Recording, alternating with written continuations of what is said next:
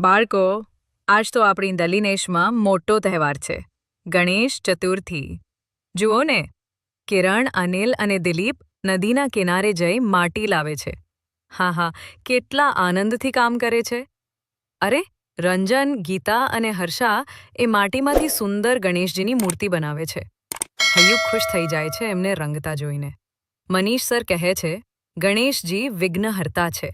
એકતા, પ્રેમ અને જ્ઞાન એ જ સાચો પાઠ છે ગણેશજીનો. સાંજ પડે છે. ગામનો આખો પરિવાર એકઠો થયો છે. દીવડા પ્રગટે છે, ઢોલ વાગે છે, શંખના નાદથી આખું ગામ ગુંજી ઉઠે છે. ગણપતિ બાપ્પાની આરતી થવા લાગી.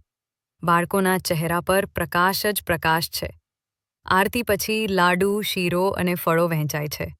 ગામના લોકો અને બાળકો સાથે હસે, નાચે અને આનંદ કરે છે. હા બાળકો, આ જ છે ગણેશજીનો સાચો સંદેશ: જ્ઞાન, પ્રેમ અને એકતા.